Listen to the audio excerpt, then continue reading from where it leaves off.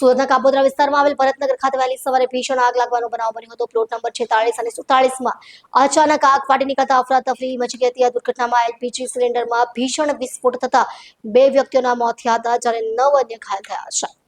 Fire વિભાગના જણાવ્યા અનુસાર આજે સવારે લગભગ 5 વાગે ફાયર કંટ્રોલ રૂમને ભરતનગર ખાતે આવેલી ગ્રાઉન્ડ પ્લસ 3 માળના મકાનમાં આગ લાગી હોવાની જાણ કરવામાં આવી હતી। બનાવની જાણ થતાં જ તાત્કાલિક ફાયર વિભાગની 4 ગાડીઓ ઘટનાસ્થળે રવાના કરવામાં આવી હતી। ફાયર વિભાગની ટીમ ઘટનાસ્થળે પહોંચે તે પહેલા જ ઇમારતમાં રાખવામાં આવેલા એલપીજી સિલિન્ડરમાં ભીષણ વિસ્ફોટ થયો હતો, જેના કારણે આગે વિકરાળ સ્વરૂપ ધારણ કર્યું હતું। ફાયર કર્મચારીઓએ આગને કાબુ મેળવવા માટે હાઇડ્રોલિક પ્લેટફોર્મની મદદ લઈ 3જા માળે બનાવવામાં આવેલા પતરાના શેડને તોડીને અંદર પ્રવેશ કર્યો હતો। આ દરમિયાન ફસાયેલા લોકોને સલામત રીતે બહાર કાઢવામાં આવ્યા હતા। બચાવ કામગીરી દરમિયાન કુલ 11 લોકોને બહાર કાઢવામાં આવ્યા, જેમાંથી 2 લોકોના મોત નીપજ્યા છે, જ્યારે 9 લોકોને સામાન્યથી મધ્યમ ઈજા પહોંચતા સારવાર અર્થે હોસ્પિટલમાં ખસેડવામાં આવ્યા છે। ફાયર વિભાગે ઘટનાસ્થળેથી કુલ 8 એલપીજી સિલિન્ડર કબજે કર્યા છે, જેમાંથી 2 સિલિન્ડર વિસ્ફોટ થયા હતા। તમામ સિલિન્ડર વધુ કાર્યવાહી અર્થે પોલીસ વિભાગને સોંપવામાં આવ્યા છે। પ્રાથમિક તપાસમાં આ ઇમારતમાં વિવિધ ખાતાઓ ચાલતા હોવાનું પણ સામે આવ્યું છે। પોલીસે અકસ્માતની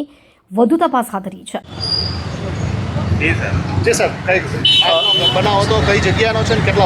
સવારે 5:30નો બનાવ છે। આપણે ભરતનગરમાં ખાતા આવેલા છે। ખાતા નંબર છે 46-47। તેમાં કોઈ અગમ્ય કારણસર આગ લાગેલી, જેની અંદર વિભાગને જાણ થતાં ફાયર વિભાગને તરત જ 4 ફાયર સ્ટેશનની ગાડી ઘટના સ્થળ પર મોકલી આપેલી। ત્યારબાદ સિલિન્ડર હતા જે બ્લાસ્ટ થતા હતા અંદર, અને 8 સિલિન્ડર અમે અત્યારે હાલ ઓલરેડી કાઢેલા છે, જેનો કબજો પોલીસને સોંપેલું છે, જેમાંથી 3 સિલિન્ડર બ્લાસ્ટ થઈ ગયેલ છે। અને ખાતા છે બંને 46 અને 47, જેમાં 3જા માળ ઉપર એ લોકોએ પતરાનો શેડ બનાવેલો છે।